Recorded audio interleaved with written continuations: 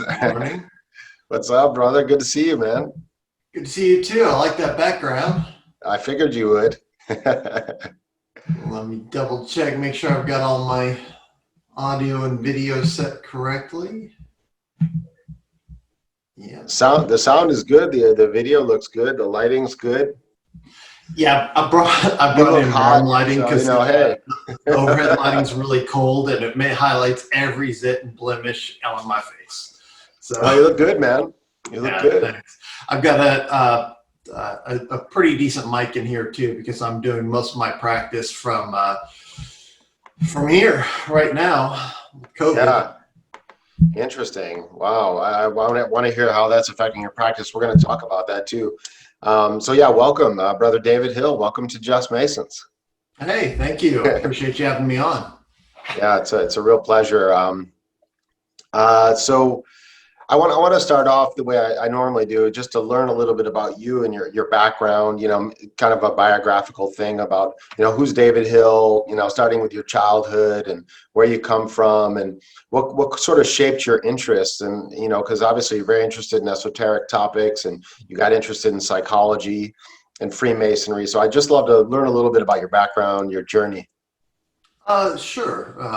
I grew up in the North Dallas area in Texas. A pretty affluent family, had a really blessed childhood.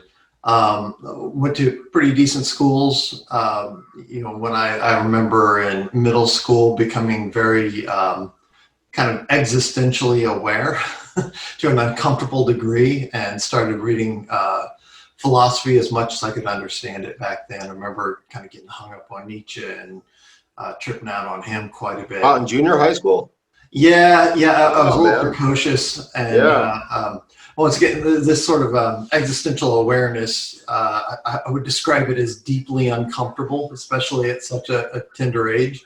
But that kind of spun me off into, looking deeper into the world, into, religions, visited many different types of churches, a lot of Protestant churches, Roman Catholic Church, went to a couple masses there. My parents supported me in kind of exploring that, and kind of looked deeper into philosophy and started finding out about metaphysics a bit, and kind of looked into there. My sister, around this time, it was when Wicca was taking off, and she had a Wicca phase that she went through and looked at that and was like, wow, this, So is that like an older sister or? She was 1 year younger. Okay. So, I looked at that and it was not my style at all, but there was this one ritual in there that was a lesser banishing ritual, that's pentagram. I was like, wow, this looks very different from everything else. And looks like there might be some meat there, or some depth behind that. And kind of looked a little bit deeper into that, but this was way pre-internet. So, went through high school, and around the time I was a senior, I found Rigardi's Golden Dawn book, that big brick that he wrote, and it really stood out. I was like, man, this is serious. This is like somebody's taking this legitimately, and started going through there and memorizing all the knowledge lectures, getting into the the Hebrew alphabet and correspondences and all this stuff, and looking at all that crazy Enochian stuff in the back. And I was like, wow, this is a whole different world. I had no idea any of this stuff existed. Right. And this was what, the beginning of high school or high school? Like high school? Yeah, this was in high school. So, Okay. As a young man, you should be very curious about the world around you. I mean, this consciousness that emerges into the world, and what is this thing that I'm involved in? Like, what is this world? Yeah, what's going on? Why am I here? What is this? Yeah, exactly. It's kind of a bizarre experience. You can just kind of take the script as it's handed to you and just assume that's the way it should be, or you can question deeply. And that's kind of what I did. So yeah, kind of went down that road for a while. This was pre-internet, so I sent off some letters to whatever Golden Dawn organizations I could find mention of. So sorry, brother, where was this? Where? Oh, this was, I was still living in Texas. Okay. Yeah. In Austin or?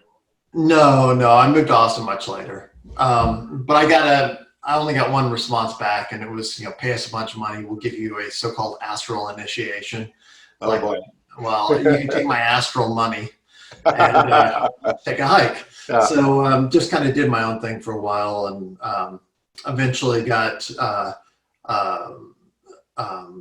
on to Aleister Crowley, who was the bad boy of Western esotericism, and That's found right. some folks who were practicing his approach, and they were very chill, like very aware, very cool people.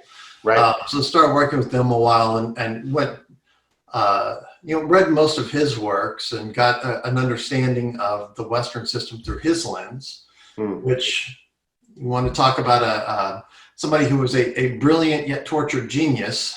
He's a good case study of it. Complex individual, right? Yes, and his religious complex alone was enough to to give him a bad reputation that persists to this day. That's right. Although much like Freud was a brilliant neurologist and philosopher who brought an amazing, just an amazing ability to the fore.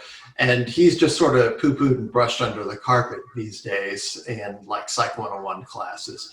But if you actually read him, he's a pretty brilliant guy. And Crowley's a pretty brilliant guy too, but he has a whole lot of specialized jargon that he created, and there's a lot of interpretation that to even kind of crack his stuff. Right, like the whole "do what thou wilt" thing, I think was confusing to a lot of people. I mean, what is your take on that? What do you think he really meant by that? Do what thou wilt. So that, I mean, people always took that to mean do what you want, which is absolutely not what he meant at all. Exactly. I think that's how most people take it, and they see that as kind of evil, right? Like, do what you want. If you're greedy, if you want to kill somebody, just go ahead and do it. That's kind of the superficial interpretation, right? Yeah, it's this whole libertine license thing, right? But that's not what he meant. He wasn't talking about the individual will. He was talking about the divine will. So if you can think of it like God put us on the earth for a purpose. And your entire purpose in your incarnation is to discover why God put you here and do that thing. And that's the will. That's why it's will with a capital W. That's interesting because, I mean, even you think of the do what thou wilt. Who is thou? Who are you? You're really this divine creator in the center of it all, right? And so, in a sense, if you're doing what truly thou wilt, you're doing what the divine wilts, because it's the same. Right, and that's kind of the point, is that you're just sort of the microcosm, right? And you want to be able to tap into the macrocosm and find out what the divine will is, right? Your place in it, and then how to express that through your life. And so, basically, becoming a man of God. And that's what he was getting at. But the big religious chip on his shoulder really kind of soured that message for many. But that was kind of my introduction into esoterics, and then that led me out further into, I kind of started reading all of the stuff that influenced him, and that gave me a very broad education in the Western system. And so during this time, this was my early to mid 20s. I had a career in IT at the time. I'd moved to Austin, and then the tech crash happened, and there was no more work, and so I found myself painting walls, doing faux finishing for $10 an hour, which I love doing the faux finishing. I mean, it's a great trade to pick up, but $10 an hour wasn't enough. No. So I had to start retooling and figuring out like what I wanted to do. And by that point, I had been ordained a Gnostic priest, and that had deeply shaped my life. And how old were you at that time? I guess I was. I was about close to 20 years ago, so it would have been mid-20s. Mid-20s. Ordained a Gnostic priest, in what order or church was it? Do you remember? Ecclesia Gnostica Catholica. So it comes from that comes from the French Gnostic revival tradition, originally from Jules Douanel, and through that line. And actually that whole, I've got a whole hour-long lecture I can give on that, but it winds its way through the Martinist orders and became the official Martinist church, and kind of wound its way on through, and this is one of the things that eventually became a branch of it. So that deeply influenced my life, and I'd come to a point of realization where I'd come to a fair amount of understanding my spiritual place in the world, and then how could I get back? And then interesting that this is happening today on 2 days after the 19th anniversary of 9/11, because at the time when 9/11 happened, I was sitting on the porch of the house I was renting with a buddy, and we determined that we wanted to do something to give back to the world and be a part of the solution instead of the problem. We were inspired by 9/11, and both of us decided we wanted to become psychologists. Both of us were very influenced by philosophy, by esoterics, and decided, much like the Rosicrucians, it's important to study and give back. Hey. So we decided to take that So, route. so you're a psychologist who doesn't charge fees? I got you. I have sliding scales, so I have extremely affordable fees. There's a local musician that I charge $5 for. So I make sure to have some awesome. spots open to where I can do that, because the government contracts I have pay well enough to where I can have those spots open for people. Yeah, and at the end of the day, you have to make a living somehow. Right, exactly. Yeah, well, that was part of the calculus, right? Like, how do I give back as somebody who's focused on philosophy and esoterics and make a living? And isn't that the dream for us that are into it? Yeah, right. And so for me, I decided, okay, well, psychology's a way. For me, it's like applied philosophy, right? So interesting, yeah. Yeah, and a lot of psychology came out of philosophy, and that's kind of where it emerged from, and medicine as well, and then it's kind of emerged from there into its own science. So anyway, I went back to school late in my late 20s and did undergrad. Did the whole thing, then went directly from undergrad up to San Francisco to grad school. And did you go to San Francisco State, or where'd you go? No, it was a place called California Institute of Integral Studies. Oh, nice. Yeah, I was almost attracted to going there many, many years ago too. I think we have a lot in common, obviously. Yeah, it's a really cool, very interesting place.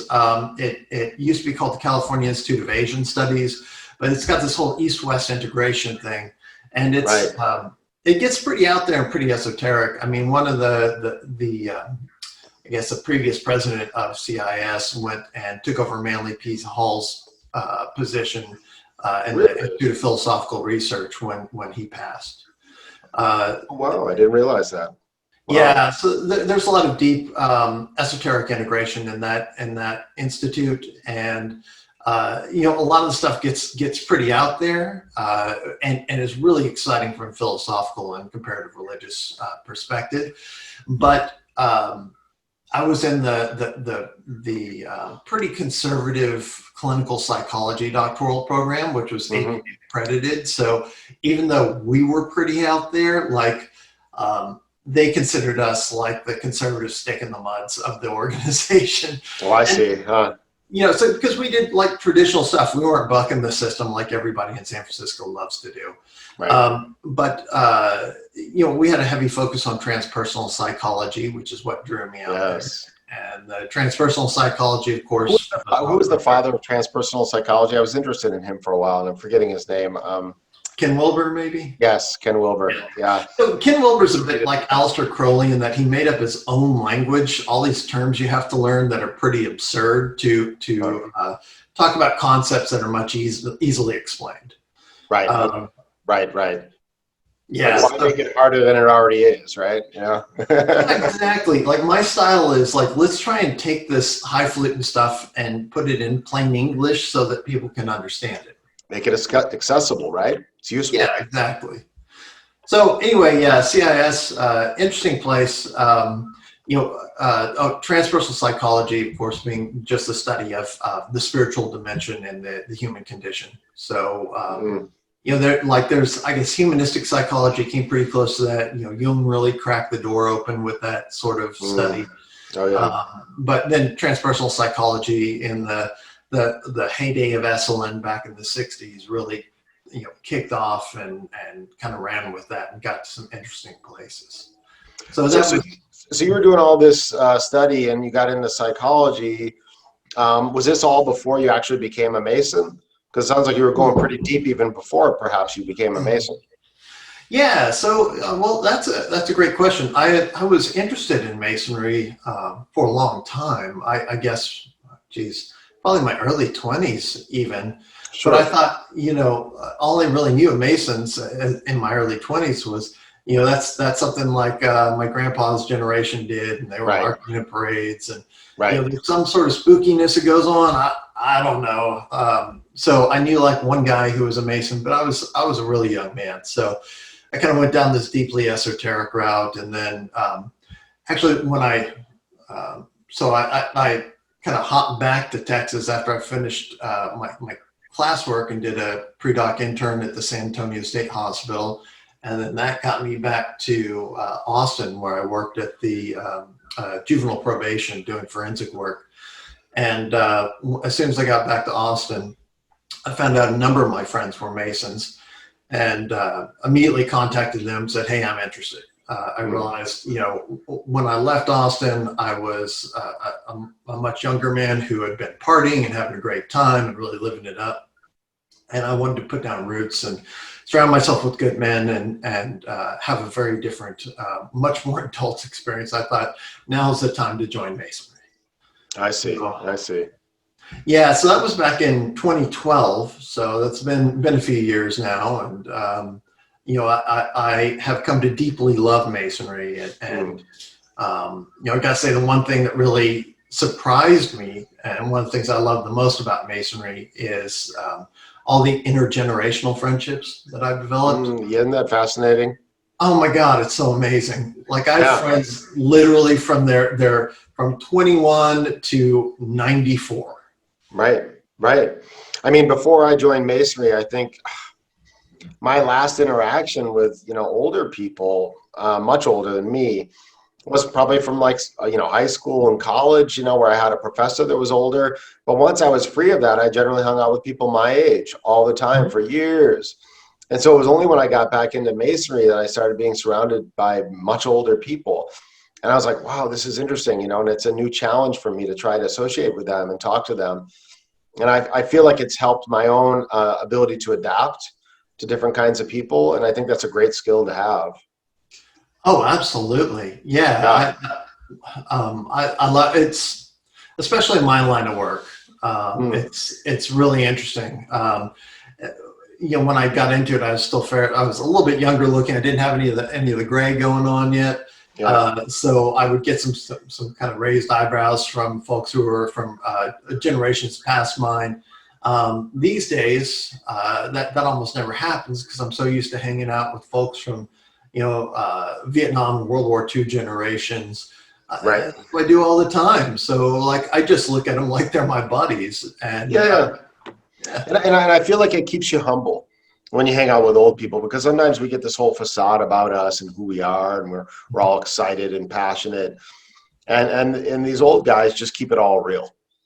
Yeah, they don't care to do that BS They'll call anymore. your They don't have bluff, time for that. Uh, Oh my God! And the mentorship I've received in Masonry has been amazing. Like I'm now a new past master of Parsons Lodge in Austin, and the mentorship I've received from some of the elder Masons who are out there has been amazing.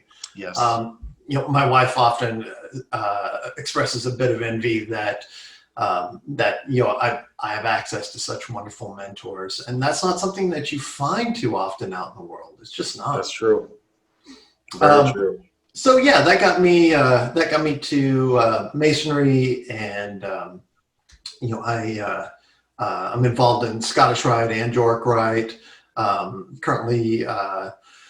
Most Excellent High Priest and Thrice Illustrious Master of Lone Star Chapter Number 6 and Austin Council Number 2. So Right on. that's that, and trying to do all this stuff in this pandemic era it's bizarre. I mean, It in is Austin, very we're bizarre. having to limit our meetings to no more than 10 people due to city ordinances. So we're just we're getting by. We're doing Zoom meetings occasionally for education and trying to keep the community together, but it's a weird time. It is a weird time, and I wonder, like, when we get through all this, like, will Masonry come back together the same, or when the pieces actually get resorted and come back together, will there be a difference? in Masonry? Well, you know, in our Scottish Rite Valley, leadership there is really excited because we've just been doing Zoom meetings to do business and kind of give updates on where things are at, and just kind of crawl things along at the best we can. But leadership is really kind of taking it to heart that, hey, with Zoom, we can bring in anybody to talk from around the world. So there's Isn't that plans. amazing? Yeah, exactly. I mean, there's It's a plans real to benefit. so, our stated meetings at the Scottish Rite may get quite a bit more interesting with some of the educational opportunities. Yeah, and on that front, I've been thinking lately that, on Just Masons, for example, I've expanded to Masons beyond just my lodge. I've made a lot of friends through refracted light and all these presentations that are going on of Masons throughout the country and even throughout the world. But I feel like my show so far has only included mostly American Masons, as far as I know, all American Masons. And so I really want to branch out too. I'm like, there's Masons in Scotland and England and Germany and Africa and India. It would be kind of cool to get some of those guys on to get their perspectives. Australia too. You're able to get up early enough to have some of them on as well. Mm-hmm. And I'm willing to be flexible on the timeline. I could do it at night if necessary or whatever, or very early morning. But I think, that's a clear advantage during COVID is sort of the globalization of our network and our connections to Masons and the relationships we're building that we didn't really have that chance before because we were very localized, to our lodge or some lodges near us. And those were the kind of Masons we interacted with most often. So I see that as a real benefit.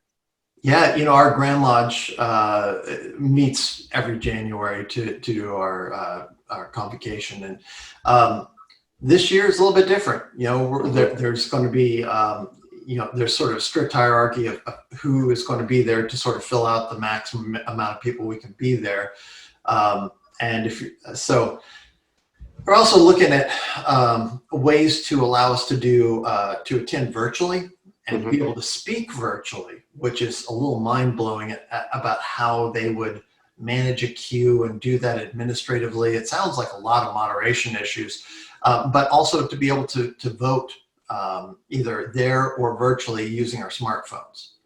So, the Grand Lodge of Texas has just done a massive leap into the 21st century.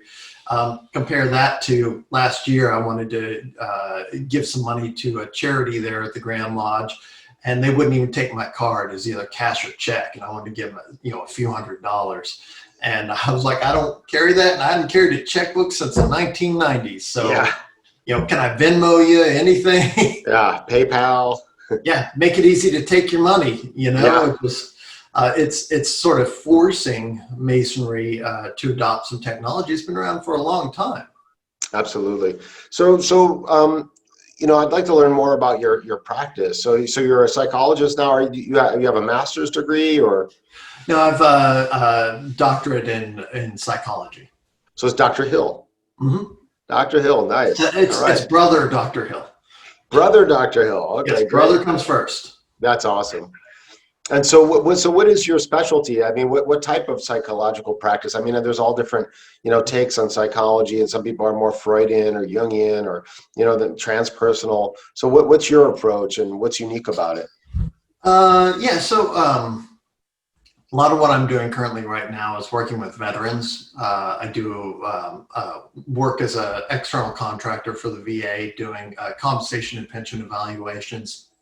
So people speak to a lot of combat vets with PTSD, obviously, and I deal with a lot of their issues, and I get along real well with vets because I can be a little bit rough around the edges sometimes, and so can vets. And I really like talking to them, so we can have no BS conversations, and it's nice. And I do a lot of psych evaluation. I do forensic evaluation for the juvenile court still.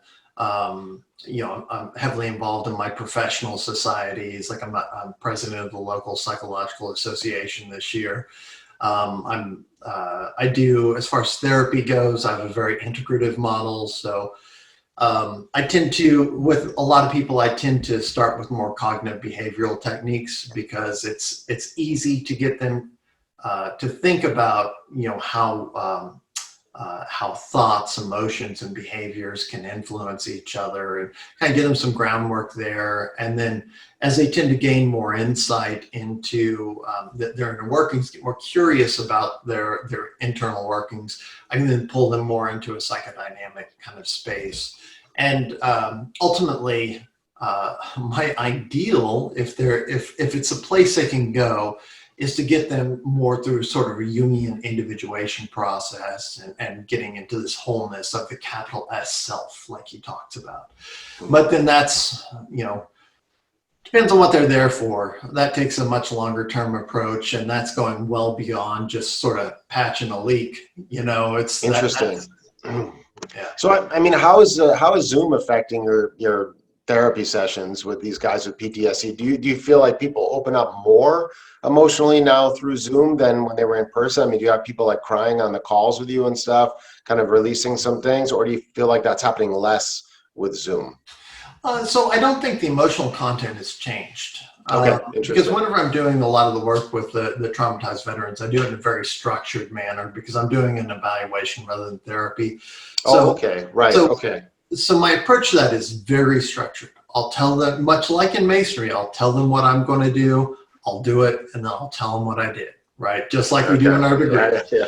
And so that gives them the structure to where they were already like really nervous, probably hadn't slept half the night because they don't want to be talking about this stuff in the first place. Right, it's hard. And these are tough guys. And and a lot of times they're crying and it's a hard experience for them. But I try and make it as ethically. I try and make it as relaxed as possible for them because it's a one done evaluation. I'm not going to open a bunch of stuff up and dig around when I'm not going to be their therapist every week. I see. But it does get there. I mean, I've had hardened combat veterans give me hugs afterwards and say thank you. Nobody's ever listened to me like that before. Yeah. Also, I typically wear my Masonic ring when I'm doing this in person. I've met a bunch of brothers who are Masons, and whenever they see the ring, they actually seem to experience quite a bit of relief. They realize, hey, this is a brother. We've got some bonds. This isn't just some guy who's going to get in my business. Right. But the Zoom stuff, actually, there have been studies done on telephone therapy since 1957. So this is nothing new. Sure. And that makes sense. You think about all those helplines, SOS, when you're feeling suicidal. That's been going on for a long time. Yeah, so there's some positives and negatives. So like a positive, like I can only see this much, right? And you've got a virtual background, so I don't know what kind of mess you got in your room behind you, Right.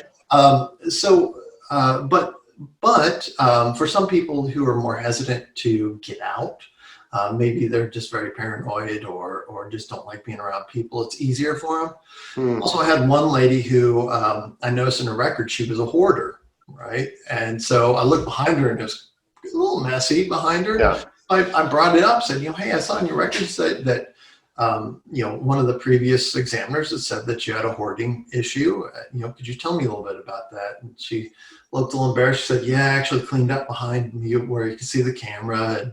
And, but if you want, I can take you on a tour of the house. You can see where it's at. And it was just like an episode of Hoarders. She took me on a virtual tour around her house, and it was stacked up and it was a mess. And I never would have got that if she was in my office. Oh, that's true. Yeah. At the same time, you miss this immediacy of being present in the room with someone. And sometimes there's this whole emotional resonance that occurs. Right. And that's not there in the same way. So there's positives and negatives. Yeah. I think about that too. I mean, you think in some sense you have more than just the audio now. You have the visuals. You can see the body language a little better. But yet there is still some energetic thing that's missing that comes with that physical presence that makes things flow a little better sometimes. And in fact, I just for the last few days, I don't know if you've heard of this new podcast. Well, I don't know how new it is, but it's new to me. Mike Tyson's got this podcast, Hot Boxing. Have you heard of it? No. It's really good, man. If you're a psychologist, I'd watch it.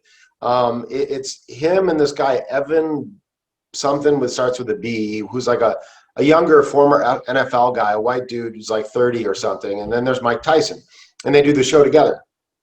And they invite, different people on the show, famous people. They had a mafia guy on there. They had Mickey O'Rourke on there. They had some UFC fighter on there. They had Sugar Ray Leonard. They have rappers, but it's really intense. He has a space for it, so they're in person, right? That makes a big difference. So it's kind of like Joe Rogan in that way. They have that space provided, and they go deep. So it's not a superficial conversation. Mike's like a changed man now, and he talks a lot about the toad that he did. Like, there's one toad that has some psychedelic venom or something, and you can smoke that venom of the toad, and it's got DMT. And he's been completely changed, like ego death. 5-MeO DMT. Yes. Right? It's this whole like dissociative yes. death abyss crossing trip that transforms people. Yeah, I recommend watching Hotboxing. I'm learning from it. I'm thinking, shit, I got to up my game here. These guys are good. And they got a good intro. They even do commercials for shit they're selling. And I'm like, these are some of the best commercials I've ever seen. I mean, they're just having fun, but they're really well done. And it's black and white, it's got this cool kind of red edge around all the backgrounds.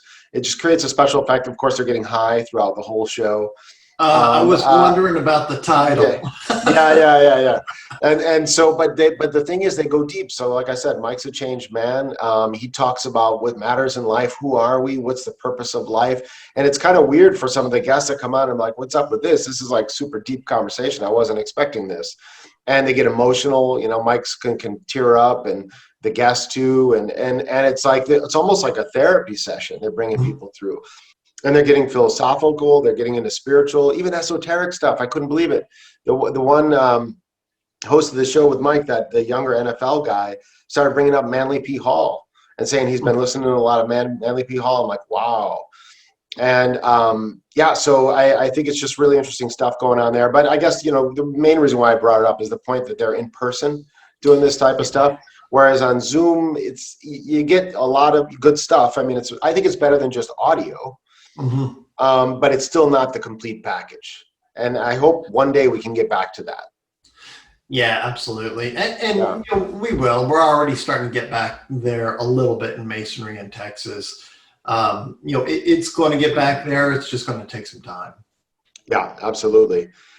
So, also Tyson talks a lot about, and his co-hosts talk a lot about, improving ourselves and being better men. And I'm like, what is this? They keep talking about being better men, improving ourselves. And us as Masons, that's like Masonic code. I mean, that's what we talk about as Masons. That's the goal, right? Is to self-actualize, to become more virtuous, to overcome our vices.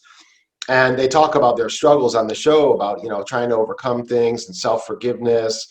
And Mike's dealing with a lot of stuff from the past that he's done that he really can't forgive himself for, because he really sees that he was a bad guy in the past and did a lot of bad shit, and he feels really bad about it.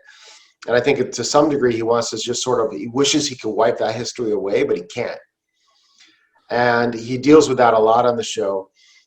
So I want to talk to you a little bit about some of your own thoughts on, practical tools we can use to help improve ourselves, like particularly like, people that have temper problems or anger, defensiveness, inability to take criticism, getting our feelings hurt or getting mad, not being able to take that in, greed, laziness, all these kinds of vices that I think we all deal with. I mean, we could talk about all of them, or if you want to dig into one of them, but I'd love to get your thoughts on, and it could just be what you use personally, because I'm sure you have your own techniques. It could also be techniques that you maybe given to clients to help them deal with this stuff. But I'd like to know what your take is on sort of practical techniques to improve ourselves. Sure. Well, I mean, that's sort of the meat and potatoes of the general stuff, right? Yeah. There's always like behaviors and responses that are not very adaptive, or were maybe really adaptive at a younger period of your life when things were very different, that later on in your life really get in the way. Like talking about Mike Tyson, it just really, what was going through my head is like, salvation can occur at any time. Yeah, it occurred late in his life. Yeah, and so it doesn't need to happen on New Year's Day. Doesn't need to be a New Year's resolution. It can happen on a Tuesday in the middle of the year.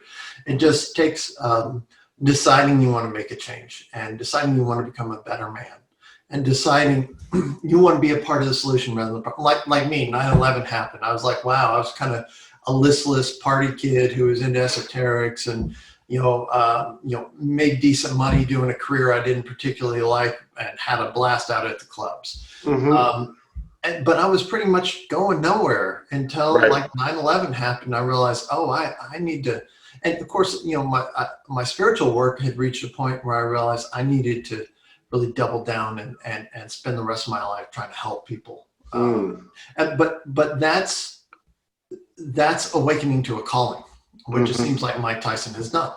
Now, your average person doesn't necessarily need to do that. This is a whole different level of thing. In fact, most people probably don't do that in their lives, and that's totally okay. I think some of this just deals with awareness that, hey, there are some things about myself that I could really shift to be a better version of myself. And that just takes some introspection and spending quiet time with yourself. Like a lot of people spend so much time with their jobs, with TV or distractions, to where they don't ever spend that time introspecting. It's easier. Or even interacting in any real way where their personal problems might come up, right? Like if you just sit around and watch TV and drink, alone or whatever, you're not going to come across your rough edges because you're not interacting a lot in the world. And I guess that kind of ties into the whole idea of what is it called? Isolation of, some religious people say, oh, you need to isolate and be out in the middle of nowhere and just pray all day. And then others argue that no, because you haven't proven anything by doing that, because can you come down from the mountain and interact in the world? Are you able to? And if you can't, then whatever you're doing is not really working. There's a tension there, right? There's a tension there, right? You need to have that isolation in order to learn to focus inwardly and learn some of those soft skills and do some of that personal development of self and of psyche to become a better version of yourself. But then you need to practice it too. As far as like some of the the anger, gluttony, greed, whatever. There's pulled up one of my favorite quotes from Viktor Frankl. Between stimulus and response, there is a space. In that space is our power to choose our response. In our response lies our growth and our freedom. Now, potentially. Right. Or you can go down a dark path with a bad response. Well, yeah, and then that's right, for sure. Right. But that quote, I found that after I'd kind of developed that as my own kind of approach towards dealing with stuff. So basically, something happens to you and you respond. Typically, what happens is when you're young, like in cognitive behavioral therapy, they call these schemas, right? You develop these schemas or these things that are pre-programmed responses that will play out based on stimulus. Like habits. Yeah, and so that's great from an existential point of view, because if you're thinking cognitively, the cognitive process of thinking things through is very slow. And so when you're young, when you're a teen, when you're in your 20s, you're making all these mistakes because you're having to chunk through everything. I mean, you're having to think it through because you haven't done stuff before. But once you come to a certain way of successfully getting through a life stressor, that becomes a schema. They're like, okay, if that ever happens again, I'm going to play this out. Boom. So press play on that program. It'll run. It'll get me through this, and it'll be fine. Now, as you get older, what happens is, as people age, is they're not using that hard cognitive processing so much anymore, because they have more and more schemas that they can just play out, and it makes it easier, which is an advantage. So even though some of this cognitive processing ability for doing this deep thinking, if you're not using it, you start to lose it, much like any muscle, right? That's right, yep. But those schemas persist. So you may have just this amazing wealth of schemas based on deep life experience that you can play out. But much like Mike Tyson, right? Some that may have worked well when you were young and tough and annihilating opponents and being kind of a jerk, that may not work so well in your 40s, 50s, and 60s. You know, you may have to like reevaluate those and look. but that time between stimulus and response is pretty narrow. So Yeah. because you're so used to pressing play on that and going. Right. So part of it is doing that introspection and realizing, okay, when this happens, this is what my behaviors are. Right. Every time my wife says this, you know, blah, blah, blah. Exactly. And so me and the wife getting the same argument over and over. Well, Right. why do you do that? Yeah. When that happens, why don't you press pause and just have an agreement you're going to walk off and consider like what's going on and really spend some time in that emotional state and wonder where that's coming from. Yes, that pause is so key. I mean, you could stretch that pause, and a lot of people don't realize, they feel like they have to react quickly. And that's where they make their mistakes. And that's the goal, is stretching that pause, because if you have a short fuse, you pop off. But if you can create a longer fuse, then you have a longer time to react before you pop off, and you can press pause. That's right. Or you can decide a different way to experiment with being. Like I just call them behavioral experiments. I tell my patients all the time, let's just try this. Like if it doesn't work, toss it. I mean, it's an experiment, right? Yeah. Trying something new. Test it out. You know? Yeah. If what's happening now isn't working, give it a shot. You know, if you can create that extra fuse, that extra time, like you can press play on a different recording, or you can experiment with something else and see if it works better. If it works better, great. Record that. Use that next time. And so that, in many ways, like I work with a lot of men, and men, you know, when we're young, I don't know what it's like so much with the current generations, but when I was coming up, like if you were an emotional kid, like you would literally get beaten up by bullies if you were crying and called a sissy. And so like there's this whole deal that happened to generations of men that's just seriously wrong, where it's not okay for us to be in touch with our emotions, because then we're somehow weak or sissies. Yeah, we were taught not to cry. Yeah. Oh man, it's a hot mess. So it means like in many ways we're stunted because we've had to force that down. And so taking the time to open up, like I see this in veterans all the time. Like I was talking to a Marine infantry officer the other day, and man, he was awesome at his external skills, dealing with threats, etc. But he had no soft skills, no internal skills, and he was tortured. And and so I've given this whole rap about the importance of developing soft skills, and how the better you are at developing those soft skills, the better leader you're going to be. Period. Right. That is amazing. I mean, and I've been applying that pause thing for myself, you know, so that I'm not just you know, operating at the schema level where it's like, you know, stimulus, you know, pause, reaction. You know, and it's always that same stimulus reaction. And in cases where it's like, I don't like how I'm acting, that's not how I want to be, I try to extend that pause. Like sometimes I wait, you know, if someone says something, I'll wait a little longer, don't react so quick. And this can come up in social media too, think about it, or email. You know, I've seen emails, you know, at work-related emails that maybe somebody said something in a tone that kind of pissed me off, and then I write something back with a you know, kind of passive-aggressively. And then I regret that. I'm like, why am I doing that? It's because I went too quick. Let me just wait, at least give it an hour or two, or even tomorrow, respond. And you'll see that you'll respond in a much more mature way that is not aggressive. You don't need to respond aggression with aggression. Yeah, I've had emails that I've received that have had me so lit. Yes. It was a week and a half before I would respond. Oh my God. To type, and like I was mad. And every time I'd sit down to type, I'd start out reasonable, and by the second or third sentence, I'm just angry, and I'd just be like, okay, look, I can't do this. This is not me who's showing up. Wait, David, you're not perfect? Yeah, no. As far as the Great Light says, there was only one perfect human, right? And that's wasn't me.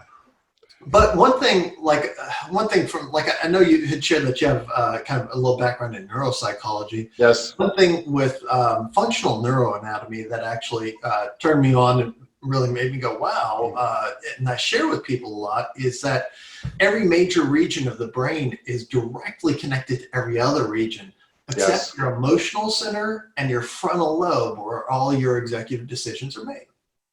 Interesting. That's Interesting. routed through another area. So the Right. communication is slow. So think about it when you're mad or if you're crying your eyes out, like you can't think rationally to save your life. Mm, mm. So it behooves you, and that's just, and so I just break that down to a wiring issue, right? But yeah, There's no shame or moral judgment. There's just the way we're wired, man. I mean, right. and guys tend to like really latch onto that. Like, okay, I get wiring. I worked on a car, like it's just a fault of our wiring. Like we can't think rationally when we're emotionally aroused. So pause and just Right. put that pause in there. Give it some time to cool off, let your brain kick back in, and then you can start thinking it through in a way that you can make yourself proud. Well, it's interesting. Something happened to me just a week ago that I thought was a pretty transformative experience. And I feel like I got a bit of a pass Mhm. in this experience. And it relates to what we're talking about. I was, I'm ashamed to say I was at a McDonald's drive-through because, I'm just busy at work and I needed something quick and I didn't want to spend money. I prefer, of course, Thai food, Indian food, Japanese, good quality food, but I can't afford I'm that all not the going time. to judge you from Yeah, McDonald's. yeah. So I was going for a fish sandwich at McDonald's, and I was in line, and there was somebody that was trying to back up in front of me, and they didn't really know what they were doing. I don't know what was the issue. The driver was not able to like understand how to reverse and get out from. So I backed up my car to give them a little more space because I was a little concerned about the way they were backing up, and it didn't seem to have their bearings, and they were struggling to get out. And then all of a sudden, one guy comes in around me and then pulls up in front of me because there was a gap now between us, right? He maybe didn't realize there was a car pulling out and I had backed up. I don't know. But my first instinct was to get kind of mad inside myself, at least. Like, what the fuck, you didn't realize I'm here and just like pulled right in front of me and took advantage. And then I thought, well, why am I letting this bother me? Don't get mad. And then I kind of separated from myself and I was like, I looked at that as like, that's the ego, that's Jeremy, doing his thing. And I kind of laughed about it and I completely let go of it. And I didn't care. It was okay. It's okay if he goes there. I'm not in a hurry. It's okay. And I completely let go of it.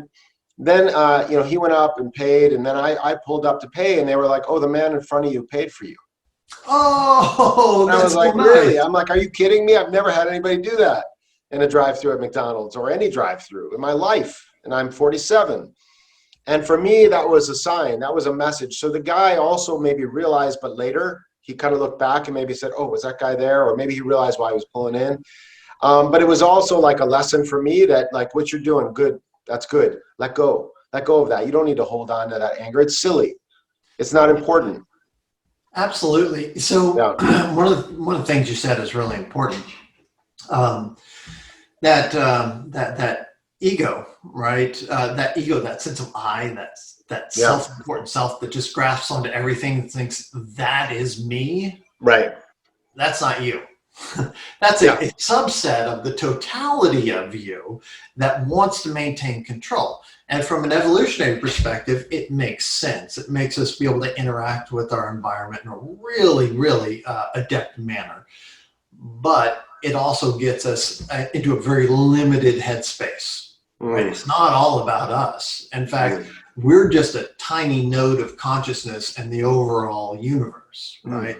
mm. And we aren't important at all in any way, shape, form, or fashion, Yeah. other than being a manifestation of the divine on this planet, which is important, Which is but don't important get in your its head own right. spelled Yeah. over Yeah. it, Yeah. right? Yeah. Yeah. Um, yeah, I think learning to put the ego in its proper place as just a subroutine Mm. rather than the totality of you is Yeah. an important thing to do. That's exactly what it is. Putting the ego as like a subroutine and separating myself from that. That's how it felt. It felt like a true separation. Like I had like, whoa, I just did that. I just like, boom, that's silly.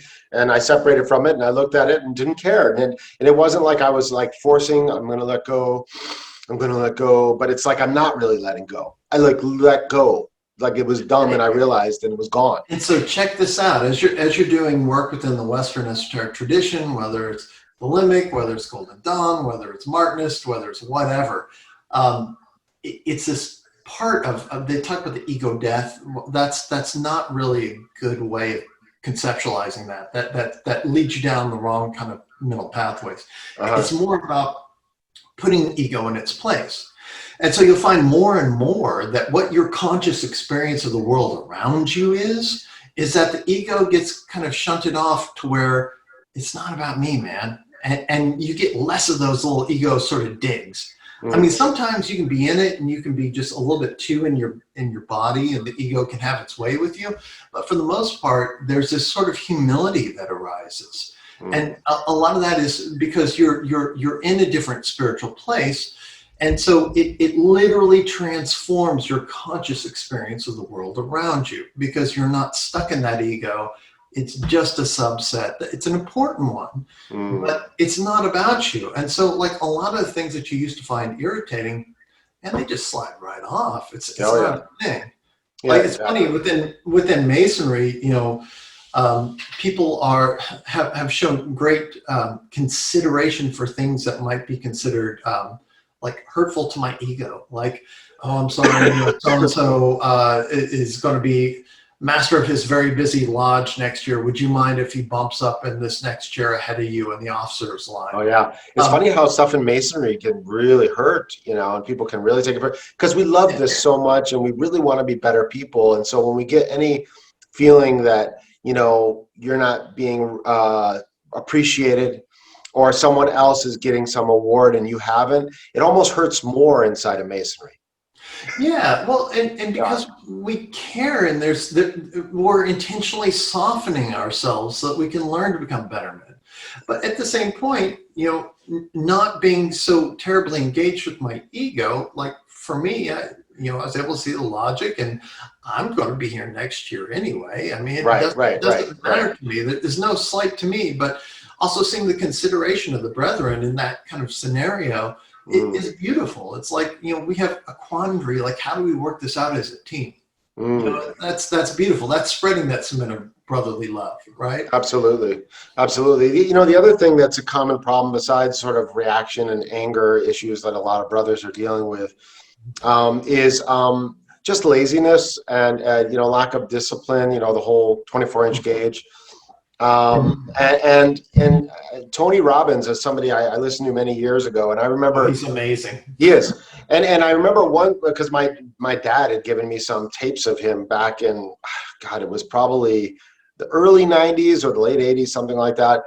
And I listened to him because my dad was affected by him, and so I listened to a few of the tapes. And one of the biggest things that was cool to me that I learned from him was that he said, if you want, you could be successful, you could be a millionaire, or whatever you want to be in like a year. Just set your goal and start today. And he said, make a to-do list. Now, this was the thing I thought was amazing. Make a to-do list, write down the top 10 things. If you did them right now, your life would improve. Just write it down and go. And then as soon as you're done writing it down, go to the first thing and do it. And boom, done. Go to the next thing, do it. Done. Go to the next thing, do it. Write another list when that list is done, and continuously, with nonstop every day, and you will go high fast. And I thought, holy shit, yeah, it's true. But you know, there's this whole thing of self-sabotage that I've dealt with in my life, where I get periods where I'm like, all right, I'm gonna get organized, I'm gonna get focused, I'm gonna discipline, I'm gonna make my to-do list, I'm gonna do the exercise from this time to this time, I'm gonna eat this certain food, I'm gonna read a book every day, I'm gonna do this. And that lasts for a period of time, and then I start to get better. And then some part of me says, well, that's good enough. You can back off now. You don't have to succeed that much. You know, it's like almost like you feel like you don't deserve the success. You always stop yourself. At a certain point, you're like, yeah, that's enough. That's enough success. What are your thoughts on that? So I totally go through that as well. Like, oh my God, I will get so fit in the gym. I'm starting to look jacked, and they'll be like, man, that McDonald's is looking really good, right? Yeah, I deserve to relax and not keep going forward. Yeah. Like over COVID, just like trying to cope. Like I tried to put on one of my nice suits to go to lodge when we could meet again. I'm like, my pants aren't buckling. What on earth? You know? Yeah. It really happens. So I definitely have some thoughts on this. I mean, I think, first of all, in Scottish Rite, we learn about the importance of equilibrium or balance, right? It's a super important lesson. And it's one that I guess I talk about this a lot with my patients, because, you know, we're always going to kind of do this, right? We're never going to be perfect. But if you start to slide too far this way, it's really hard to get yourself back to balance. So it's always trying to interrupt that slide sooner rather than later. That's yes. But also, so there's discipline, but then within discipline lies freedom. That's true. But you also need leisure as a counterpoint. If you lean too far to one side, it becomes too dry and too intense. Right. And you need to have that sort of alchemical wetness to sort of soften things and allow things to be more malleable. And you need that the time to sort of just digest everything that you've done or whatever, and just, you know, get your mind off it so that it can absorb and integrate somehow too, right? To just get away from things a little bit. Yeah, absolutely. And so you need to kind of go between these two cycles a little bit. But the trick is to do it to mainly, you know, like 80-20 rule, right? So like mainly maintain this discipline, but have enough of this sort of leisure to be able to make it sustainable. And that's going to be different for different people at different times of your life. But also there's the idea of the fear of success, right? Yes. Like I really experienced that when I opened my private practice. I never had a lifestyle like this before. I'd always just been an employee. I run my own business, and I never made the kind of money I'm making now. And frankly, it was scary. I felt like I was on a rocket ship going into unknown territory. And with any of these things, it can feel like that. And at some point, like the part of you that is craving the familiar just wants you to slow down. Yeah. And, you know, put a drag parachute out or something. But if you have faith, you know, really, like we talk about, people will talk about giving things up to God, right? Well, God can handle anything. I guess the lesson there is that the things that we can actually control in life are very few and far between. So it's important to control for those things and help yourself by making those lists, having a systematic approach like Tony Robbins was advocating is powerful, because if you're tracking something, you're going to get something done. Right. Like, I'm tracking my calories, I'm going to slim down. If not, I'm getting my inappropriate Masonic growth. Right. Right. So, I mean, I do that in a way with my own calories. Basically, I weigh myself every day. This is my approach, and it's like it's like weight management. So I weigh myself every day, and I can see, and I've learned, because I've been doing this for years. Every morning I wake up, before I take a shower, I'll weigh myself. A lot of times at night, if I take another shower, I'll weigh myself again. And I've learned I can tell now, like, yeah, okay, I gained a pound. I know why. I ate a lot today. I can see that now, that 2 pounds I added. So I'm starting to see the connections between my behaviors and my weight gain. I've learned that from just checking the scale every day. But I also have a sense of like you're saying, like, you know, you see yourself go off balance. Oh shit, I just gained 3 pounds. I need to back up. Tomorrow I'm going to eat lighter. I want to go back down. I don't want to let this go out of control. And then I also have an upper limit, where when I see it get to that upper limit, I'm like, that's it. Now something has to be done, because I never want to go beyond that upper limit, because that's as fat as I want to get. And, you know, always bring myself back down. Yeah, because some people don't do that, and then they just get out of control. It's just continuous growth, and then they become extremely overweight. And when you get to that phase, it's very difficult. And one other piece to this puzzle is expanding your capacity to work, right? So if you get, you know, some people just work hard and they're working hard all the time. Like, for example, when I went to grad school, I was working probably 16 hours a day minimum. You know, it was tough. This was for a period of years. Even during my downtime, I'm just reading constantly clinical articles, all this stuff. I was 100% immersed, 100% time of the day. And it was so much work that between semesters, those breaks, the stress level was so high, my body would just get sick. I'd just be sick for a couple of weeks. And then as soon as I'd be feeling a little bit better, well, back to the grind. That is a totally imbalanced lifestyle, but it's one they put you through in just about any doctoral program. You kind of get hazed until they figure, like, you've been hazed enough. Let's give them the paper. So that expanded my capacity to work. So now I'm able to be, head of multiple Masonic bodies, or I'm running my own business. I'm on a couple different boards. I'm head of the Psych Association locally, and it just seems like I'm running at a moderate pace now, because compared to grad school, it's nothing. So with the discipline, it's a matter of, I think, being as disciplined as you can, and then having some leisure, and then just being a little bit more disciplined. It's kind of like lifting weights, right? Over time, maybe I'll put on another 2.5. So that's an extra 5 pounds I'm benching. Cool. Okay, now that's easy. Now let's switch out those 2.5s with 5s. That's another 5 I'm benching. Boom. Over time, with that discipline, just extends longer and longer and longer. Like, nobody needs to be like Jocko Willink, the Navy SEAL beast. Like, he's got some great stuff out there on the web about discipline. What's his name? Jocko Willink? Jocko Willink. Yeah, maybe I should look at him for some inspiration to get in shape or something. Oh man, he's great. Jocko Willink? Willink. I think W-I-L-I-K or I-C-K or something like that. If you look up Jocko, C-K-O. My son just joined the Army, and he was big into fitness, watching a lot of videos, so he probably knows who he is. Yeah. He was interviewed on Tim Ferriss a few years back, and that's what turned me on to him. But he's an intense dude. Nobody needs to be that intense, right? Unless you want to be. Yeah, he wants to be. Yeah. But this idea, he's the one that says that when motivation fails, discipline is key, something like that. When you lack motivation, just rely on your discipline and get it done anyway. Yeah, be strong. Willpower. Yeah, it's easier said than done, but it's something that you can develop as a practice over time. Anything can be developed as a practice over time. You start sucking at it, and you get better over time.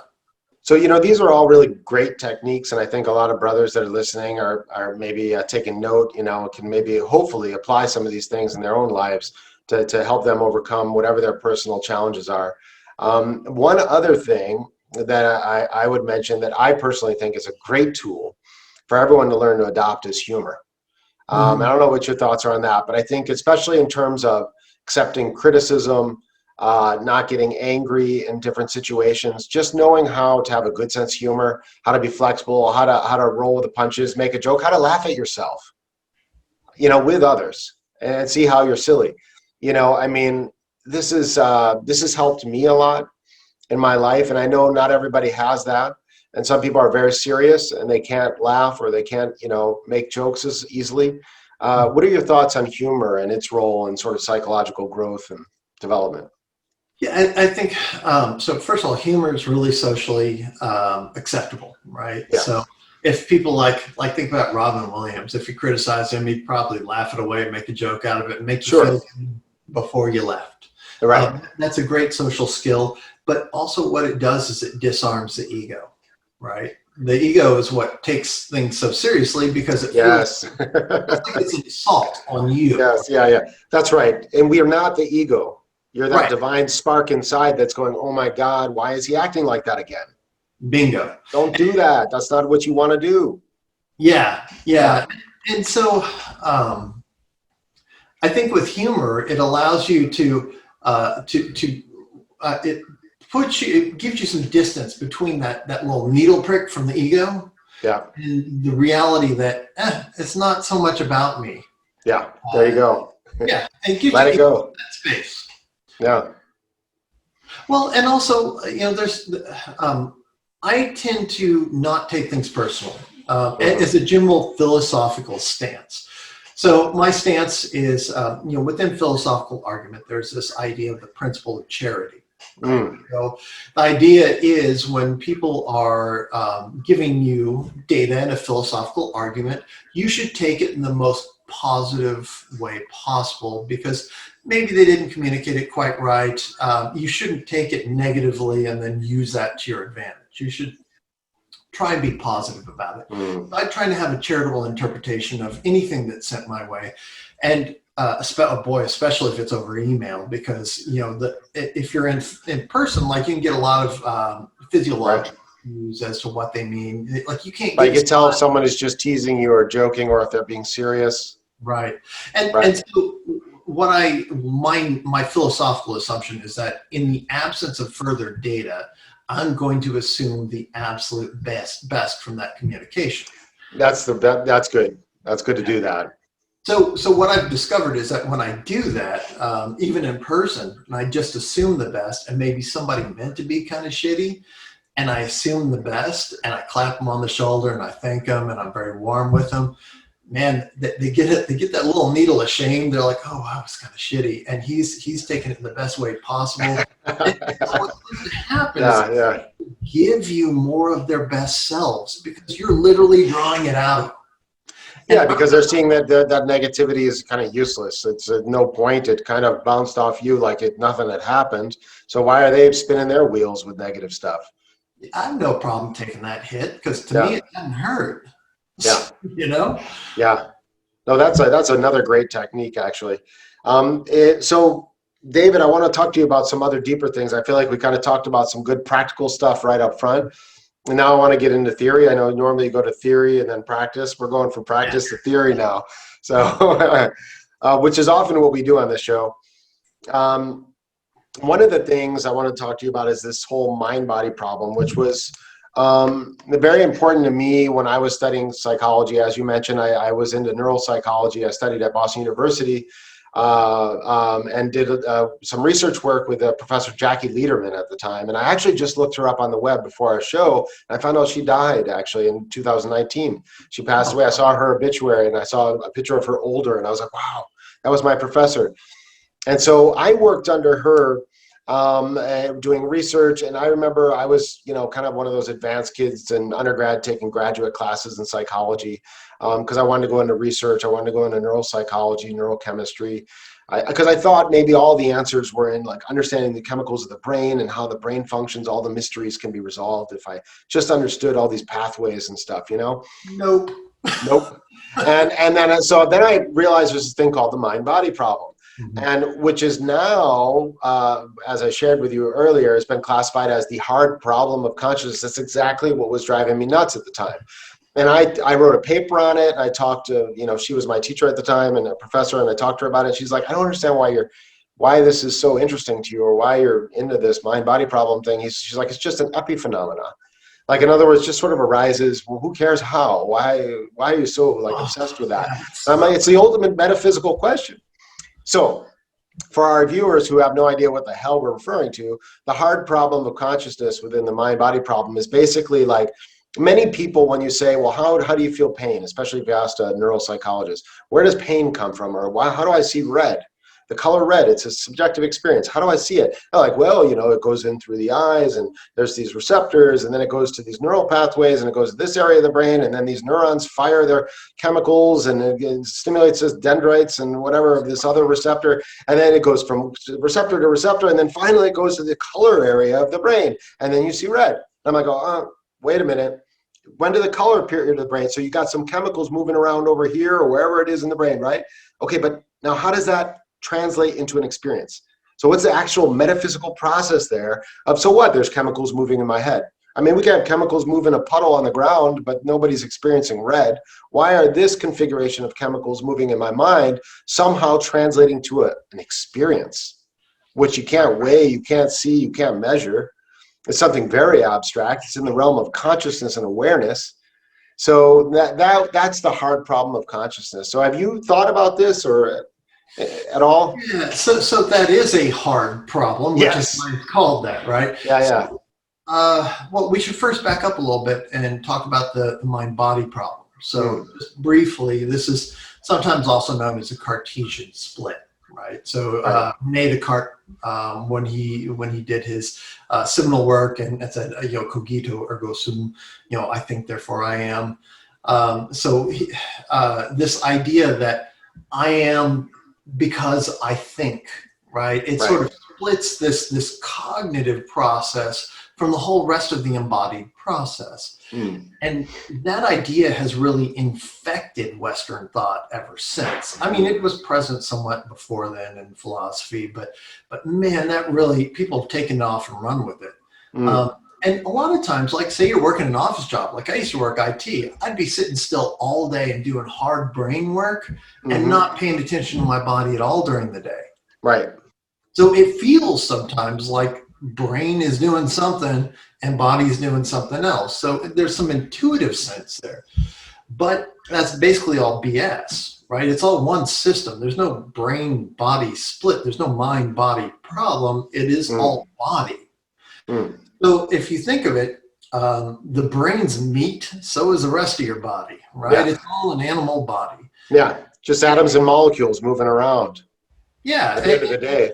It's all the same thing. Like, and you can we can measure, we can quantify that if you get good sleep and if you have proper nutrition and exercise, your cognitive acuity is much sharper. Right. That's right. That's why every doctor in every discipline ever is going to say, eat right and get your exercise, drink plenty of water. That's right. Yep. I prescribe that to my especially patients. Cardio, right? Especially cardio. That's circulation. Yes, especially cardio. Especially cardio, yeah. Everybody hates it. Well, a lot of people do, but you know what? It's great for you. It's great for your cognitive processing. Walking is great for your digestion and it sharpens your cognitive processes. Just walking. Oh, it's incredible. It just uplifts your mood too. If you're ever feeling depressed or anxious, go for a walk for like an hour or even 2 hours. If you do a 2-hour walk and you come out home after 2 hours, oh, you're going to feel like $1 million. You're going to be happy. Your mood's going to be completely changed. You take a shower, you're going to feel like you're going to feel healthy and glowing, and you're going to sleep better. And you've pulled yourself from this BS stress and anxiety that don't exist in the outside world. They're just created for yourself. It doesn't exist. It's borrowing from that doesn't exist. So, so basically, one of the things that kind of blew my mind is thinking about this hard problem and this theory of mind, right? Is that mind is what brain does. And that's about as close as we can get to it. Like we're going through a renaissance now in neuroscience and in psychology, neuropsychology, because now we have all these imaging studies. We have like functional MRI, we've got PET scans, we've got all these different ways of looking into how the brain actually functions. So to find out, so if X happens, like Y area of the region of the brain is lit up. Okay, well, what does that tell us about its functional ability? Well, come to find out, we still know very little about the brain. There's actually, interestingly, a branch of psychology called neuropsychoanalysis that's bringing integrating some of Freud's theories with neurological scans. And it's kind of fascinating stuff because he was a neurologist to begin with, right? But that still doesn't tell us much. Like you were saying, it's a hard problem because we can quantify all this structural stuff. We can get as mechanistic as we want. But the best we can say is that mind is what brain does. It's the product of brain.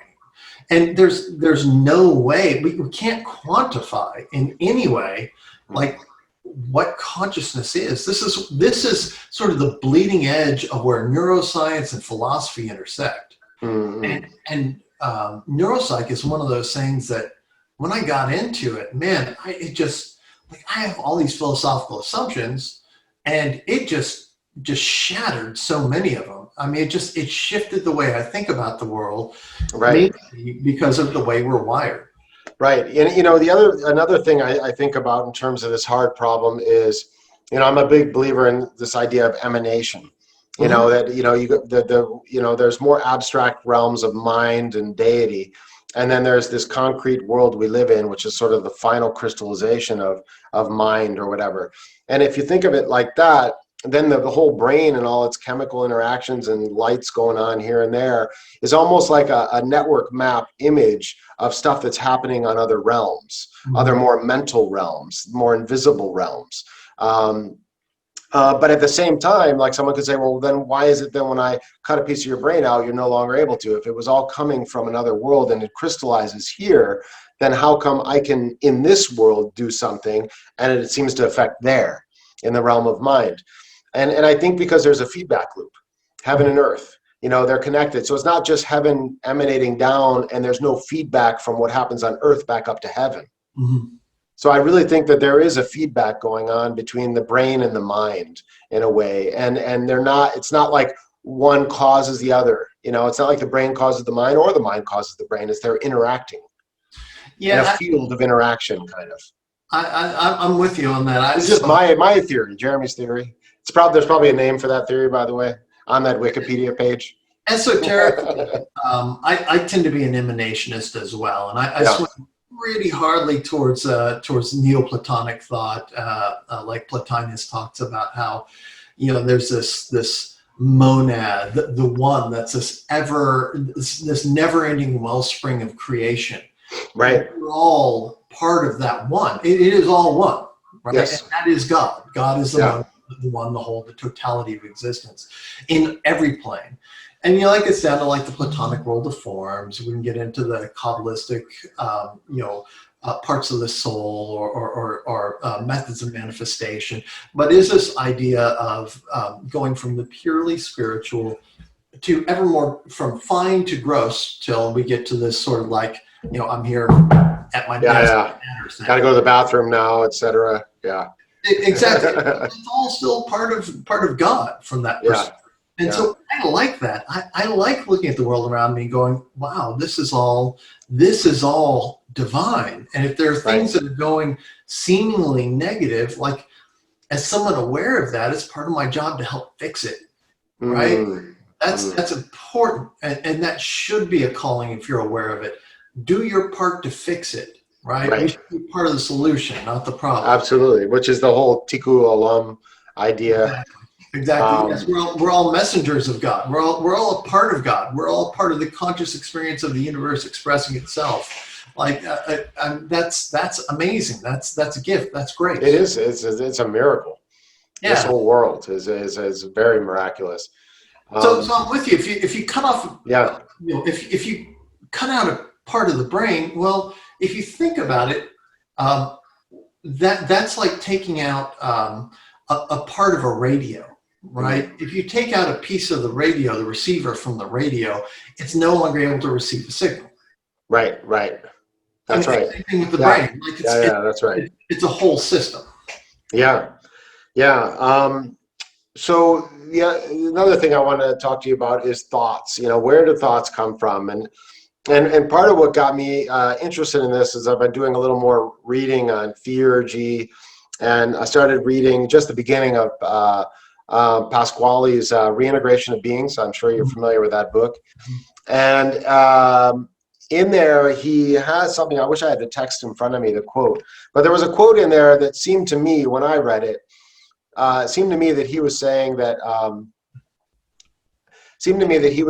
all of our thoughts are actually coming in from external sources, and we're just like receptors hearing them in a way. And we have good thoughts who can come from angelic type beings that are positive and want the best and the good. And then we can have negative influences from more demonic entities that are implanting or, you know, somehow injecting these thoughts into our mind. And at the end of the day, it's free will that sort of decides which one's going to captivate us and going to direct our attention and our action in this world. And I thought that was a really interesting concept, because oftentimes when any of us think, when you look at, like, you know, when you're thinking, it's like you're listening. You're trying to hear something. You're waiting. Oftentimes you're waiting. When you try to remember, you're like waiting. What was that? You're just like waiting. You can't do anything. You're just waiting, hoping it comes. You're kind of tuning in to an area. You know, it's around this idea. What was the name of that person? Come on, bring it down. You know, and that thought pops in. It's not like you create a half a thought and then you put the next letter to the thought. Now, there's no constructive process. It just pops in. Boom, it's all at once. You got the full name. Usually. But yeah, so I mean, it kind of made sense to me, but yeah, I'm still, you know, nobody knows, but what are your thoughts on this and where thoughts come from?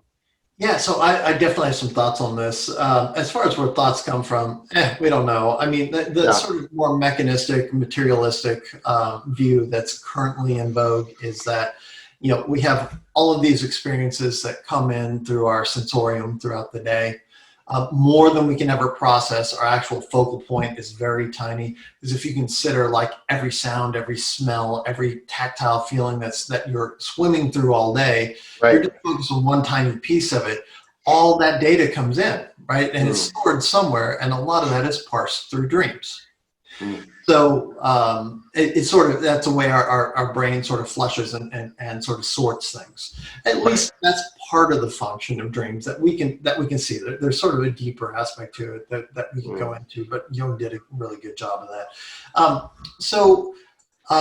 The sort of mechanistic point of view or materialistic point of view is that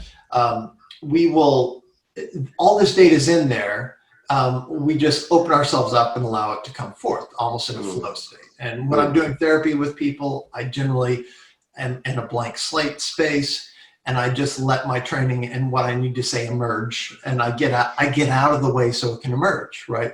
It's almost like the muse is there, right? It's the idea of the muse as well. But talking about the angels and the demons, that's quite interesting. Like before I was familiar with Pasquale and his work, I had actually taken an elective in grad school on Emanuel Swedenborg, which was really cool to do. And there was a Swedenborgian priest. She did that, and got to read a few of his books and hear about his theology and his life. Swedenborg was somebody who was incredibly important for a long time. Like you talk about Helen Keller reading books in Braille, she was reading Emanuel Swedenborg. Like a lot of this stuff was deeply esoteric and really transmitted for a very long time. Now, this was in the, I think, early 1800s. Pasquale was in the early to mid 1700s. And so in Swedenborg's time, one of the things that kind of shocked me and really gave me a different perspective was that he was talking about the same thing, about angels and demons being ever present around us, and that they are what influence our thoughts and our actions based on what we're allowing into us, right? What we're attuned to. So much like even older forms of esotericism, like this whole esoteric thing, like I think some people are very deeply disconcerted by it because it doesn't match up with our current materialistic and kind of two-dimensional spiritual views of the world. Because basically what we're doing is we're creating the ability in ourselves through these older texts to think about the world in a way that people in prior centuries thought about the world. I mean, nobody in psychology is talking about, you have to block the demonic forces coming in. You have to, in medicine, they're not talking about Galen and the various humors and elements of the body and balancing that out. But these are ways that people used to think about it. It was very common. It was accepted as just the way things are. And so this idea of angelic and demonic forces, it seems to parse out kind of, once again, intuitively, it parses out. And so much like, so I'll get a bit materialistic and then go a little bit esoteric. So first, from the materialistic point of view, it's just like any psychological theory, whether it's Jungian, Freudian, cognitive behavioral, whatever. A lot of this stuff, when you go to the neurology of it, there's some correlates and some aren't. Like this idea of the unconscious mind. If you look in neuropsych, there's no proof of an unconscious mind. Where does this come from? But it sure does seem to match up with what we experience in our lived experience. So it doesn't matter if it's really there or not, as long as when we're working with it clinically or internally as individuals, we can use that as sort of a shorthand to understand the way that our internal experience works, and we can work with that to make ourselves better people.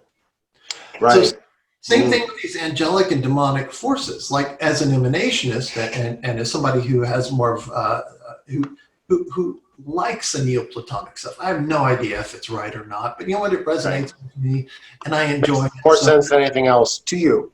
Exactly. So that's the way I roll this. Because I get a lot of joy out of it, and it helps me make sense and order the universe around me in a way to where I can appreciate it from a religious and divine perspective. And so part of this is this idea of the angelic forces. Like within the Golden Dawn, you've got this idea of the horribly named, holy guardian angel, right? The divine self, your link. Also known, AKA HGA. Yeah, right. Yeah. And abbreviated such. And like in the Greeks would have called it a daimon, right? The divine genius, like Plato talked about that, and all through this Platonic literature, all the way through Neoplatonism. Right? Was it Socrates that had a daimon that talked to him and interact? Was it Socrates? It Yeah. was, right? Yeah. Yeah. Now that's different from a demon. Right. It's Daimon. D-I-M-O-N, and it's basically a divine intelligence. Right. And this is something that it's not a god or anything. It's just it's just an aspect.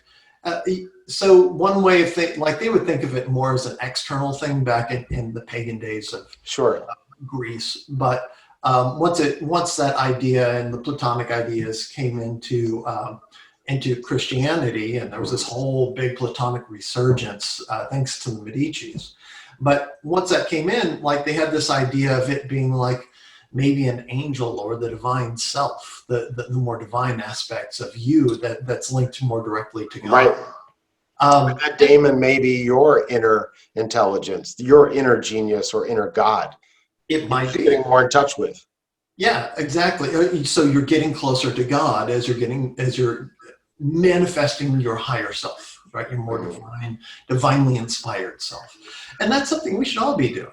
Yeah. This sort of trope of up in the cartoons, so the angel on the shoulder and the demon on the other shoulder, like that's pretty legit. I mean, you have these very self-serving negative thoughts, and these very positive pro-social like divine thoughts occurring as well, and considering them as, so it's one of the things where within the esoteric world, we have tools for that, right? Like I said, this lesser banishing ritual, the pentagram thing, like I looked through my sister's Teen Wicca book or whatever the hell it was. That will take you to a place where you're balanced on the cross of the elements, and then you purified the space around you so that some of this negativity isn't having such influence. And if you create practices where you can literally banish demons and literally invoke angels and seek divine guidance. So you're invoking the positive forces that are maybe invisible to us but do exist, and then banishing the negative ones. Right. And away from you. I'm aware of a number of psychologists who are, and neuropsychologists who are into this esoteric stuff.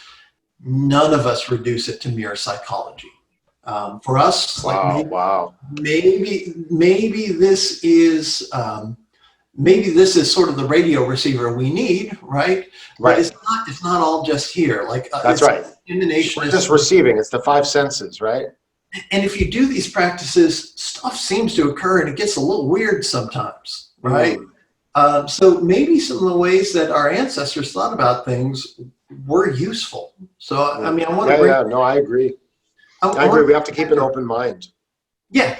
So we should bring it back to a practical point of view, because we're talking to a whole world that's grounded in materialism. So I always try to take it, instead of just staying in the woo area, I always want to ground it, because if it's a useful model, and then you have actual tools, these ritualistic tools, or these prayers, or these meditative techniques that get you more in touch with the angelic side rather than the demonic side, and use them. Those are great, powerful techniques. Absolutely.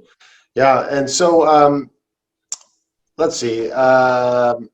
You've obviously explored a lot of mysteries and esoteric knowledge, in your life. You talked about starting off at a very young age, being interested in philosophy in junior high school, for example, and then esoteric stuff even in high school. So, I mean, but you don't know everything. Obviously, nobody does at this stage, but you have some of your own convictions that, you formed over your own personal research. To the best of your knowledge, these are your sort of beliefs and the things you believe at that stage in your life. But are there any, would you say, outstanding questions or mysteries that you yourself still are grappling with and want an answer to, and you haven't gotten that answer? Because we'll do it live on the show. I'll give you the answer. No, I'm just kidding. Oh. I wish I could, right? Man, if I knew that was a bonus, I would have a third cup of coffee.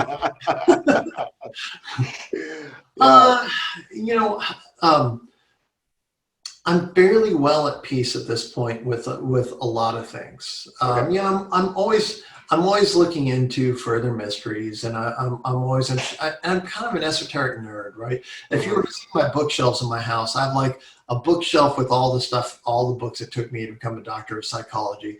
I have 2 to 3 times that of Masonic and esoteric books. So, and philosophical treatises. I mean, it's just, this is just part of my path. And a lot of this is existentially based, right? So for me, it's this discomfort of being a being that's aware that it's born, it's growing, and it's going to die.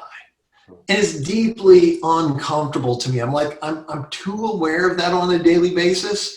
So I really get into this memento mori and carpe diem sort of meditation. So the whole like bring back skulls into masonry thing, I'm 100% for, because like really this idea that you know, we're here and we're going to pass, we're all going to die, you know, and like the importance of attending Masonic funeral services, and that Masonic funeral service is just so deeply moving to me.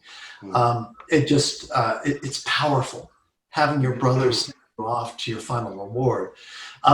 Is it a final reward? Is it final? I don't know, man. It's like the big mystery. So, you know, I don't get I don't get scared of death. I find it very motivating. The idea that this is a very time limited experience, being me who I am right now, is very motivating.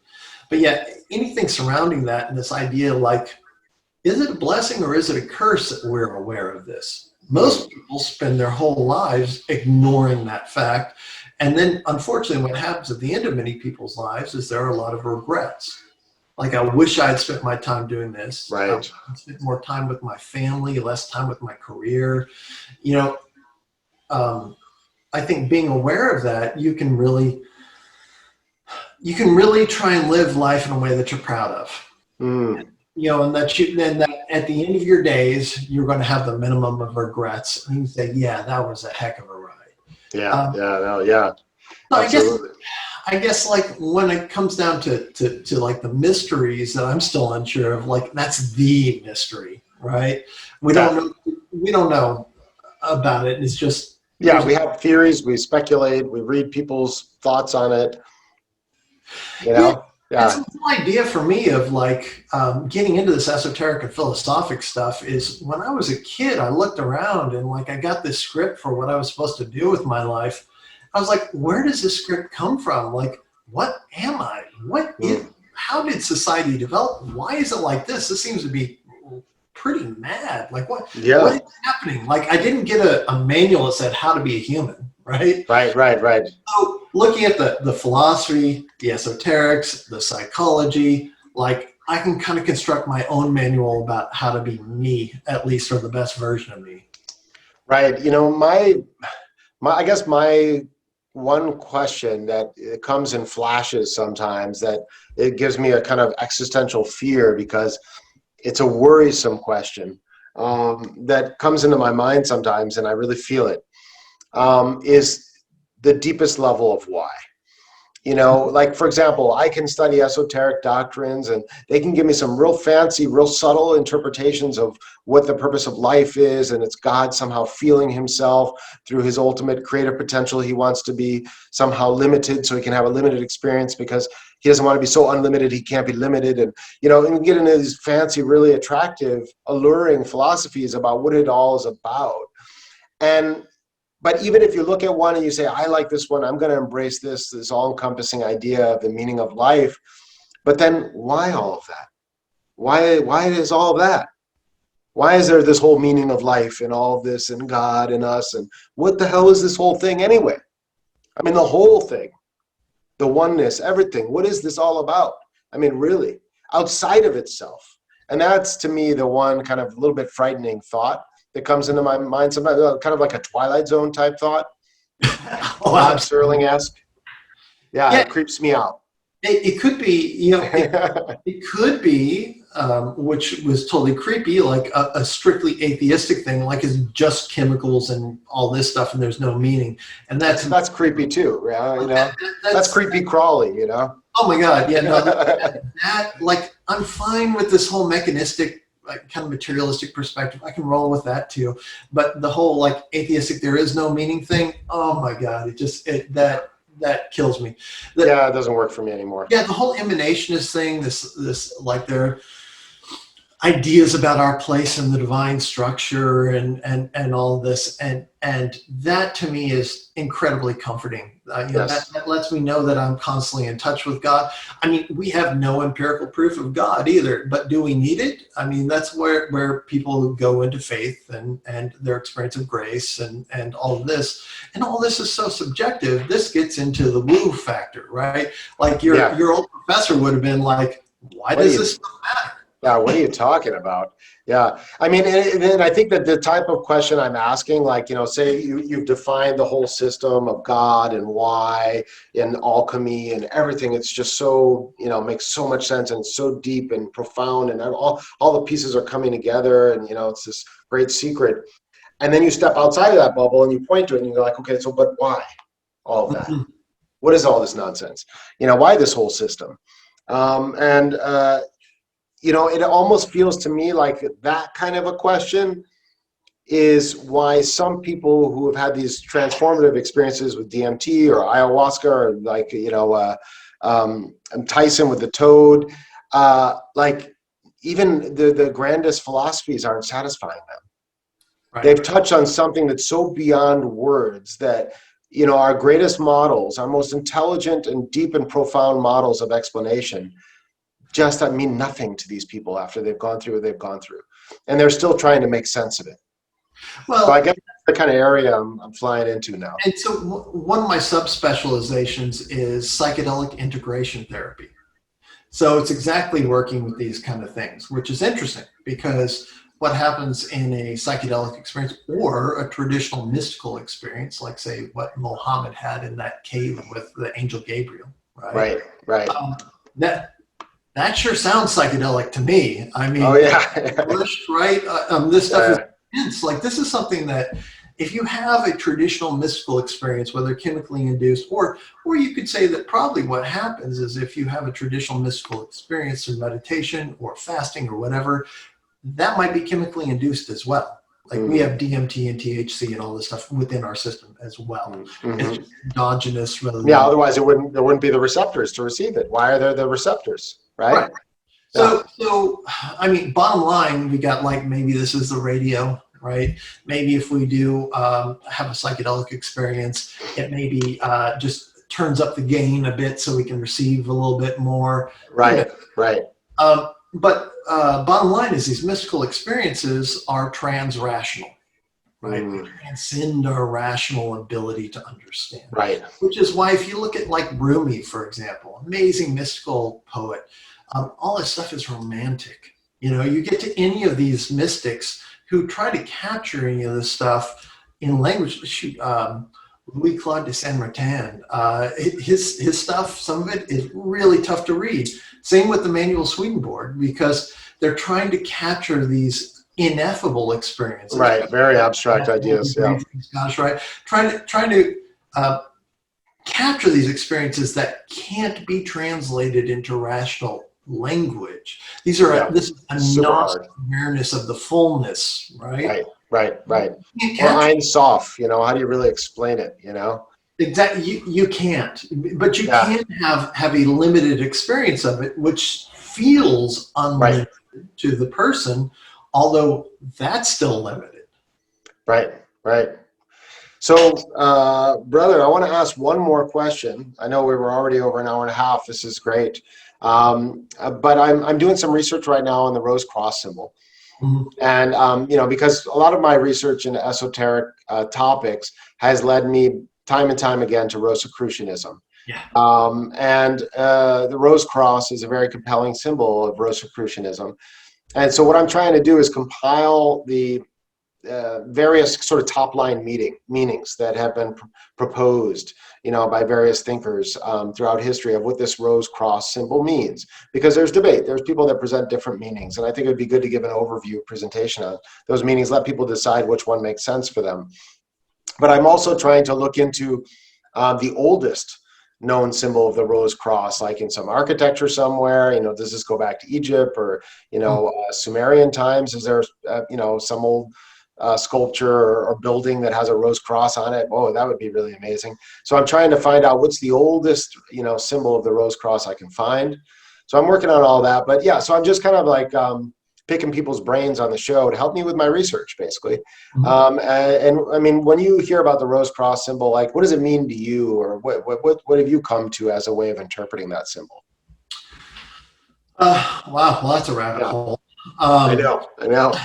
I guess without going another hour and a half, we should. I can touch some kind of high-level concepts. Well, sure. As far as the kind of older symbols, like you get the crux ansata, right? So the Ankh, the Egyptian Ankh, right? Which they thought meant life, right? Basically, it's a symbol of life.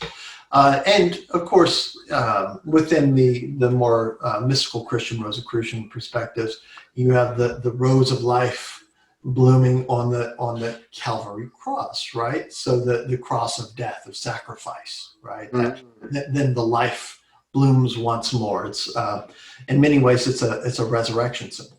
Right? That's right. Yes. And you also have this idea of just the Calvary cross in and of itself. It starts at a point and extends infinitely, right? So it's not just a T; it's infinite expansion. And I see. Right. It symbolizes that infinite expansion.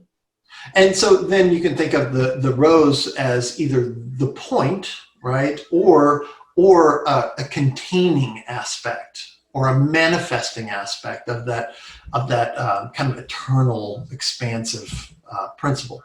You can kind of think of it like in Kabbalah, right? So in the if you look into the supernals, so you have Keter, right? So the light of God, and then you have which I guess which way here it'd be this, maybe this way. If I'm looking, if I'm reversed, if I'm mirror image. I don't know which way you are with this camera and everything. Right. So then it goes to Hokmah, right? Right. And Hokmah is sort of like a reflection, and it's like undifferentiated masculine potential, creative energy. Right. And then let's go to Bina, right? The great mother, which is the great womb of creation, where that energy goes from God, from that undifferentiated potential to like this masculine creative potential, to then the womb of creation, and then boom, creation explodes. That's why supernals are ineffable. They like they're beyond comprehension. That's right. That's where the creation within that Atchaim, that sort of tree of life perspective, which is not necessarily mainstream Kabbalah. It's Lurianic Kabbalah, but within the Western Hermetic traditions, that's definitely in vogue. But that's an interesting way to think about it. So kind of same thing, it can be reflected in that rose cross. You get into people like Crowley, who was influenced by the sort of phallicism thought of the day, right? Bringing everything to a biological allegory, right? They're also deeply influenced by Freud and his idea of the libido and the thanatos, that sexual sort of creative impulse. And you mean like the whole idea that the rose is the sort of feminine principle and the cross is the phallic or masculine? Right. You're talking about that aspect, the yoni and the phallus. And that sort of creation, that physical act of creation, which should be considered a divine gift. Right, and that's the whole idea about the sacrament of marriage. It should be considered a divine gift because we are actually creating another being, right? So there's that aspect in there, and that's interestingly that's also reflected in the fleur de lis, right? Lingam and yoni conjoined within that symbol, so you get some crossover there as well. Absolutely. The Golden Dawn goes very deeply into this kind of cross idea, and that kind of brings everything into one giant symbol. A massive rose cross with everything included. It's like the cheat sheet. Yeah, they were kind of they get this big Flava Flav kind of bling going on. Yeah. It's cool looking, colorful too. Oh, absolutely, it's gorgeous. I love it. I love the colors in the Golden Dawn. I love how they brought in so much color. It's just wonderful. So yeah, the Golden Dawn has all this wonderful color theories with different scales of color to different worlds of the Kabbalah. You get all these wonderful correspondences. I mean, they Yes. really did some interesting work, but there's so much of that it can be distracting. I Right. mean, with any Kabbalah, it's sort of, I'm getting a field from Rosicrucianism necessarily, but with any Kabbalah, it can sort of give you more of a fine-grained way to conceive your relationship with the divine, which is beautiful. But that's where I like things like Martinism, where like, a hexagram is just a hexagram. There aren't any planets attributed to it. Star is just a star. There's no colors. You just use beautiful candles. You just use basic things that just go deep, deep, deep without having to worry about all those correspondences. It can get kind of heady at some point. Yeah. Right. If you get way too into the correspondences and yeah. It can. But I guess those are my initial thoughts about the Rose Cross. I mean, we could. Excellent. No, those are great initial thoughts.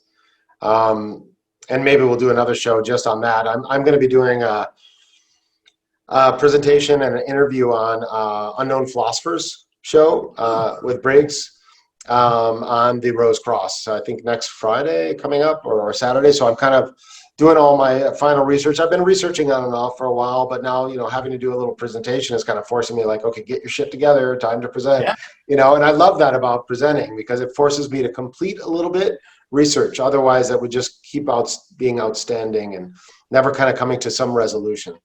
I saw a quote. I don't remember if it was an esoteric chatter on Facebook. Is basically that. I think I know who posted that. But it's basically teachers are just students who've continued to learn through teaching. There you go. Exactly. Maybe as masters are just students who continue to learn through teaching. But it's exactly true. Yeah. And it's more like sharing. At this point, like I think a real teacher is sharing. Like, hey, here's what I think. Here's what I've found out. I may be wrong, but I'll share with you what I've got. And this is all open to discussion. As I am also like you, still learning. Absolutely, you should never stop learning. Never, that's like martial arts. The black belt just means that you have completed your basic training, and now the real learning begins. Right. Now you're a true initiate, right? Yeah. Awesome, brother. Well, Brother David Hill, it's been an awesome discussion. Great way to start my Sunday. A lot to think about. And I hope you can come back on the show. We could dig into some other topics next time around. Yeah, I'd love to. Thanks for having me on. I appreciate it. All right. Thank you, brother. Blessings. Thanks. Cheers.